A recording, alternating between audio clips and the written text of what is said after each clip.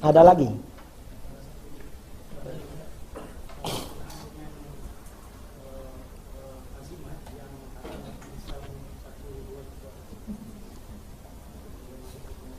Azimat ada apanya?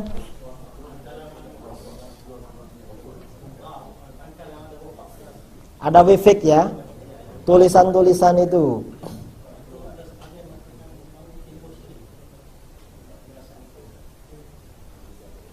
Jimat ini 1 jam diterangkan ini.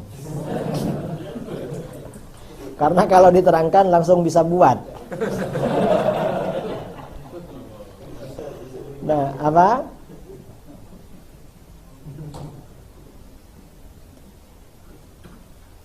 Saya ini bukan pembuat jimat, tapi gurunya pembuat jimat. Jadi dulu pernah ada pelatihan jimat 2 tahun yang lalu di Indonesia. Saya yang narasumbernya. Lalu kata orang, loh kok paham masalah jimat? Ya cuma paham, tapi tidak dilakukan. Ilmu itu kan penting. Masalah kalau buat jimat ya tidak jadi. Nyebarkan aswaja karena lebih mahal jimat bayarannya. Jimat tuh sekarang cukup di fotokopi. Nulis 1, fotokopi jadi 100, jual tiap jimat 200 ringgit selesai itu.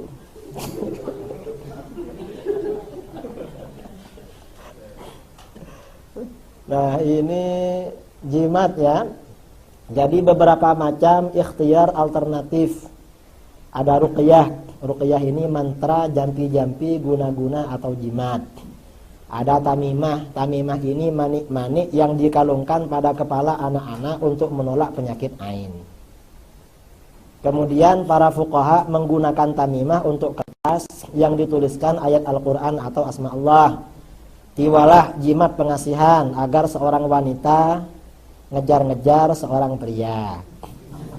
Nusrah, jimat untuk mengobati seseorang yang terkena gangguan jin. Wifik, rajah yang tersusun dari rumusan angka-angka. Itu wifik atau aufak. Nah, yang ditanyakan yang mana? Yang aufak. Aufak ini kan hubungannya dengan khasiat. Khasiat itu hubungannya dengan sebab musabab. Apa? Apa dibaca semua ini? Coba ya.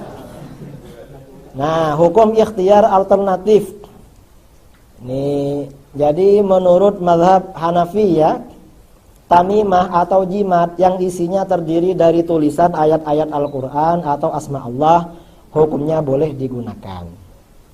Kalau jimat yang isinya tidak diketahui atau tidak dipahami oleh pemiliknya, hukumnya makruh. Karena khawatir isinya berupa sihir atau kalimat-kalimat kufur. Mazhab Maliki boleh menggantungkan tulisan-tulisan kalung ya yang mengandung asma Allah di leher si pasien orang sakit dengan tujuan tabarruk apabila tidak bermaksud melawan penyakit ain. Maksudnya mengalungkan jimat itu sebelum terkena penyakit ain. Apabila penyakit ain telah menyerang, maka boleh juga melakukan ruqyah dan mengalungkan jimat. Kemudian di mazhab Maliki juga boleh mengalungkan jimat yang mengandung sebagian asma Allah. Boleh juga mengalungkan pada hewan, wanita haid yang sedang janabat, muslim maupun kafir. Walaupun isinya jimat tersebut banyak Qur'annya, asal jimat tersebut ditutup, tidak dibuka, boleh. Jadi sampean yang jual jimat ada orang Cina beli tidak apa-apa, tapi tidak boleh dibuka gitu. Karena Quran. Apabila jimatnya tidak tertutup, matikan aja. Apabila jimatnya tidak tertutup, maka tidak boleh kecuali apabila tulisan Al-Qur'annya sedikit. Mazhab Syafi'i, mazhab kita ini ya, tentang jimat. Ini Arabnya banyak sekali, nanti di copy. Tidak boleh menggunakan jimat apabila isinya tidak diketahui atau diketahui akan tetapi meyakini bahwa jimat itu yang mendatangkan kesembuhan. Syirik. Boleh menggunakan jimat apabila isinya berupa ayat Al-Quran, asma Allah dengan tujuan tabarruk dan meyakini bahwa hanya Allah yang mendatangkan kesembuhan. Ini Syafi'i.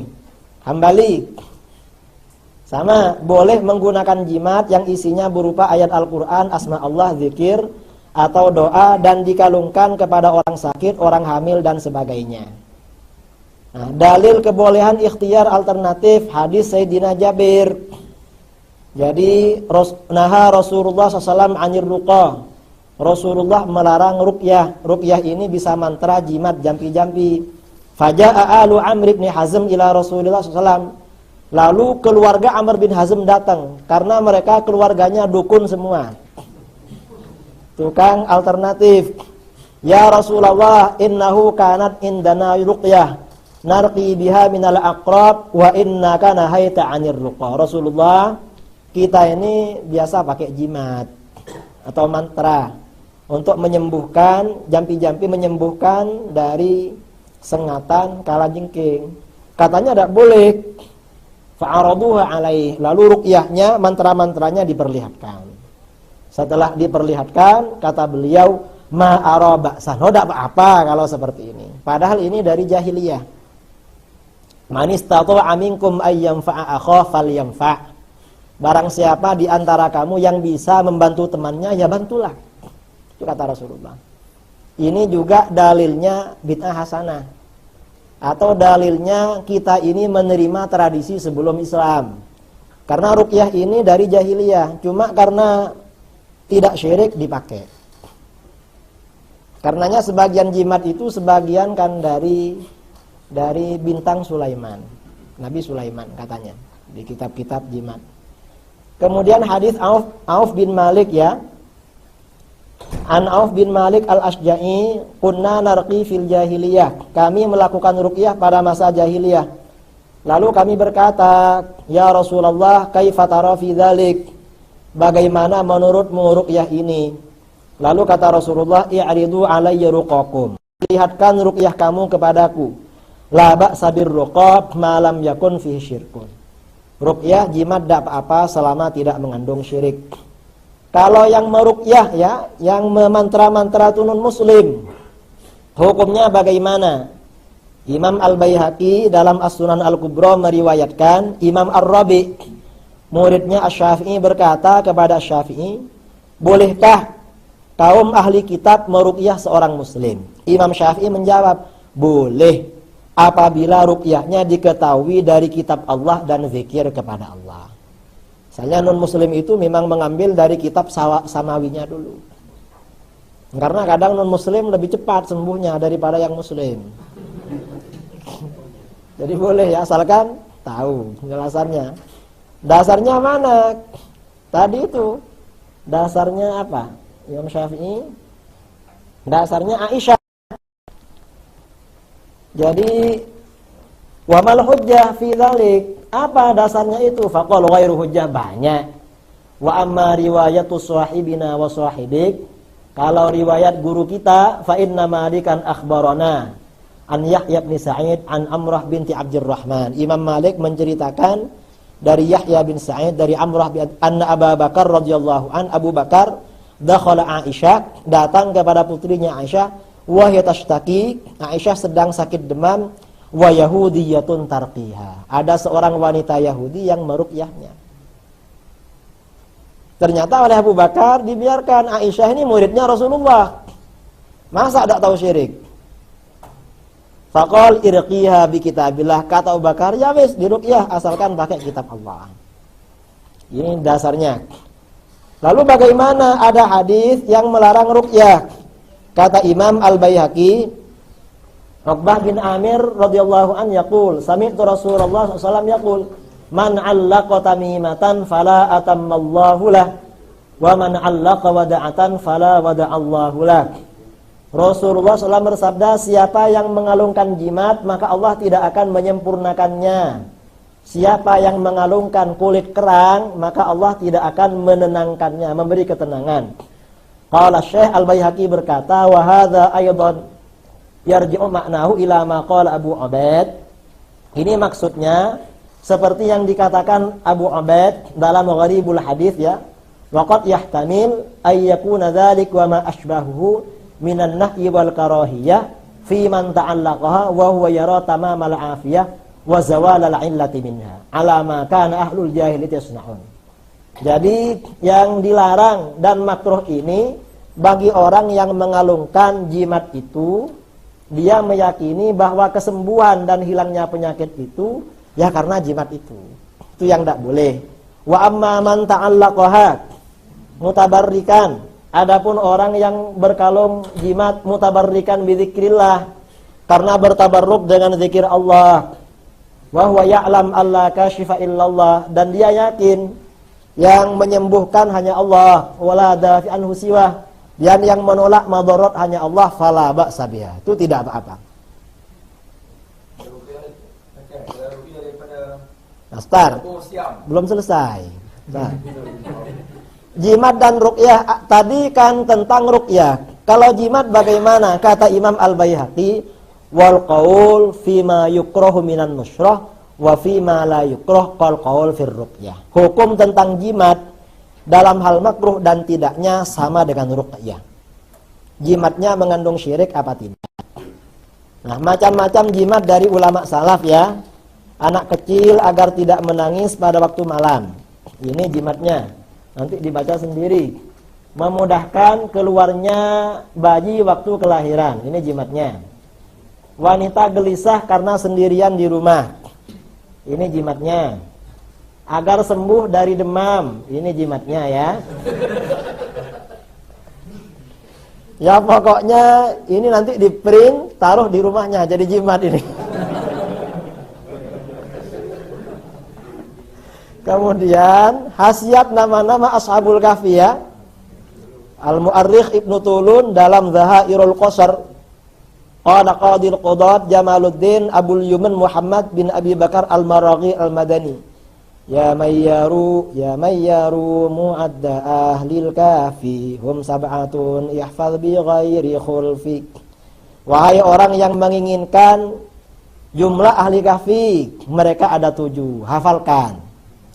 Wa innamal khulfu jara fit tasmiyah fakhudh 'alal masyhuri minha nazmiyah. Perbedaannya hanya dalam segi penamaan. Maka ambillah nama yang populer dari nazaman saya ini. Mukaslami natilwuhu amlikha wa maratu nisya'akun musikha.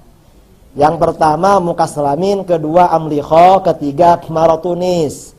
Wa ba'dahu ya sohiyan yunis rukim. Yang keempat, wahai temanku adalah yang Yunis.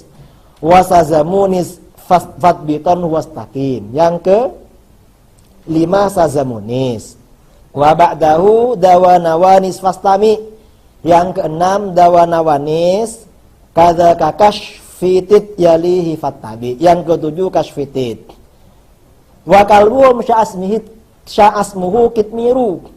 Anjingnya bernama Kitmir. Thaminuhum hadza wal masyhuru. Ini yang ke-8. Khasiatnya apa? Fa awwalul asma'i in katabtahu bi khirqatin thumma idza nabaltahu wastal hariku ukhmidat niranuhu fil waqti qad qalu ata burhanuhu. Nama yang pertama, kalau ditulis pada kain lalu kamu lempar ke tempat kebakaran, padam apinya seketika. Ini ya. Berarti tidak perlu mobil kebakaran itu. Cukup lemparkan ini. Apa? Bahar Rajas kan nazaman ini. Wa thani'in katabtahu wa ulki fil bahri yaskun hayjuhu bisidqi. Nama kedua, kalau kamu tulis lalu dilempar ke lautan, maka ombaknya akan tenang. Jadi kalau bepergian, wa ayyu'allak thalithul asma'u bifakhidhil musa thalithul asma'i bifakhidhil musafiril masya'i lam ya'yamada ma'alaihi abada walau sa'a bil ardi fitulil mada. Nama ketiga, apabila ditulis lalu dikalungkan ke paha orang yang suka berjalan kemana-mana, maka tidak akan capek selamanya. Ini untuk musafir ya. Wa yuktabur rabi'u aidan yuj'alu fil malil hifdzi kama qad naqalu. Nama yang keempat ditulis, diletakkan di harta agar dijaga, tidak dicuri orang.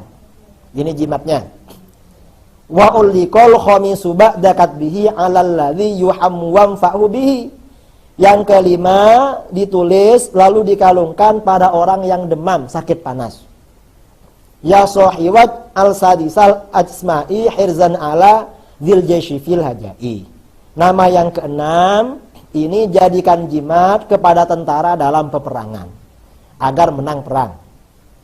Kemudian yang ketujuh, wasabi'ak tubanhu fil ina'i alik waskihil istifai. Yang ketujuh, tulis di dalam wadah fil ina alikhu, atau dikalungkan dan minumkan untuk kesembuhan. Orang sakit ya, tulis di wadah, kemudian kasih air, minumkan. Wa qala ba'dul ulama inafuha li sittati asya ajalla waqtuha. Sebagian ulama manfaatnya untuk 6 perkara. Fa'adda minha talaban wa haraba.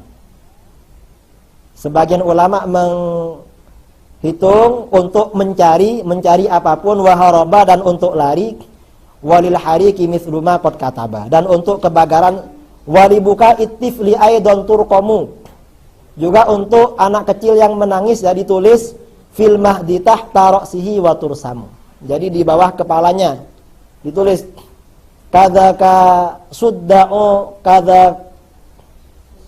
kadza suda'u darabanin humma fahfadhu di tadabta hadza nazma. Demikian pula sakit kepala yang berat, yang panas. Dalam al-maqalat as-sunniyah ini. Ini ya, ini rumusannya. Rumusan apa? Rumusan jimat. Jimat kekebalan ya.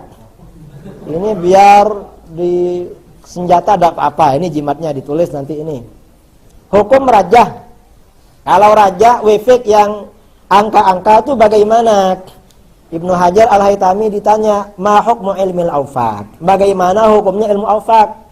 Di anna ilmal awfaq, kata beliau rahimahullah, yarju' ila munasabatil a'dad wa ja'liha ala syaklin makhsus. Ilmu awfaq itu kembali pada rumusan angka-angka dalam bentuk khusus tertentu.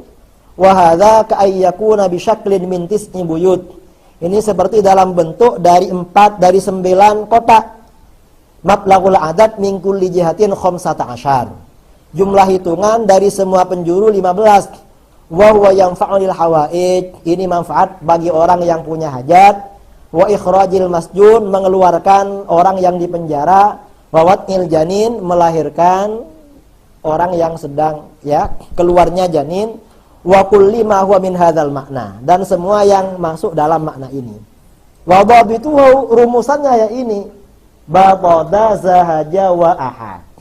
Wa kana al-Ghazali rahimahullah ya'tani bihi katsiran. Imam Ghazali rahimahullah sangat perhatian dengan al-faq hatta nusiba ilaih wala mahdzura fiq. Dan ini tidak apa-apa, ini stu'mira li mubahin, apabila dipakai untuk sesuatu yang boleh. Bi khilafi ma idza stu'ina bihi ala haram. Kalau ini digunakan untuk melancarkan perkara haram, maka tidak boleh. Haram karena termasuk sihir. Ini rajak. Jadi menggunakan rajah hukumnya boleh apabila digunakan untuk hal yang mubah. Menggunakan rajah hukumnya haram apabila digunakan untuk hal yang diharamkan. Ini rajah untuk memudahkan keluarnya bayi. Jadi ini ditulis pada kain, lalu dilihatkan pada orang yang mau melahirkan. Suruh lihat, cepat keluar itu. Jadi kedua rajah tersebut ditulis pada 2 kain yang tidak terkena air. Si hamil melihatnya dengan kedua matanya dan menaruhnya di bawah kedua telapak kakinya, maka bayi akan keluar secepatnya. Lari nanti keluarnya itu. Nah, cara membuat jimat nih caranya ya. Nanti Nah, hukum pengasihan ya. Gimana hukumnya orang agar ngejar-ngejar? Jadi kata para ulama, ma yustakhdamu li tahbibiz zawjah awiz zawj yusamma tiwalah. Jimat yang digunakan agar istri atau suami sangat cinta itu namanya tiwalah. Sarrahal Hanafiyah anna dzalika haram. Kata ulama Hanafiyah itu haram itu. La yahil, tidak halal. Wa allala ibnu Wahban bi annahu darbun minas sihri was-sihru haram. Karena itu termasuk haram. Wa muqtada annahu laisa mujarrada kitabati ayatin. Biasanya bukan cuma ayat-ayat Al-Qur'an, bal fi syai'un zaid, tapi ada tambahannya. Kemudian jadi tiwala yaitu jimat pengasihan agar istri atau suami jatuh cinta, hukumnya haram karena termasuk sihir. Kemudian kalau pengasihan alami wa amma ma tatahabbabuhil mar'ah ila zaujiha min kalamin mubah. Pengasihan alami seperti menggunakan kata-kata pujian dan rayuan. Misalnya ya, au ma talbasu lizina, atau pakai baju yang bagus-bagus biar suaminya tambah cinta. Au ajaza au tut'imuhu min aqarin mubahin akluhu, atau memberi makan kepada suaminya dari rempah-rempah yang boleh dimakan. Au ajazai hayawanin makulin, atau bagian hewan yang bisa dimakan mimma yu'taqad annahu sababun ila mahabbati zaujiha, yang memang diyakini suaminya tambah cinta. Itu ada memang, tapi tidak saya beritahu. Karena ada khasiatnya, maka annahu bagaimana? Faqala Ibnu Ruslan minasy-Syafi'i adz-dzahir anna hadza jaiz. Itu boleh. Ya carilah anunya. La a'riful an ma yamna'u fi syar'i. Termasuk kalau mahabbah umum, kalau orang disenangi orang, itu kelinci, terwelu. Apa terwelu itu? Dalam kitab-kitab itu yang suka makan terwelu orang senang. Atau kalau disenangi lawan jenis, rempah-rempah itu buah melati. Bunga melati. Tahu bunga melati? Ada ya? Nah, saya itu biasanya saya di Indonesia, kalau ada orang tua anaknya laki atau perempuan tidak segera menikah, biasanya saya kasih bunga melati. Bunga melati diminum atau dibuat mandi.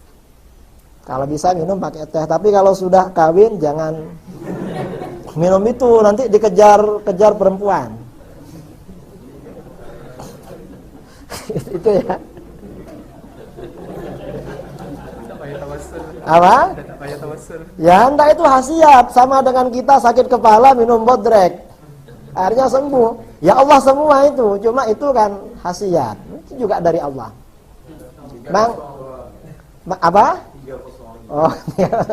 Jadi memang bunga melati itu termasuk. Oh, ini direkam ya, Mbak. Mana-mana sudah cukup ya. Mana-mana ini nanti dikira dukun ini.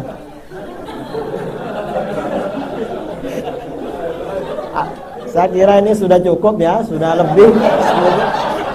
Jadwalnya sampai jam 5 ini.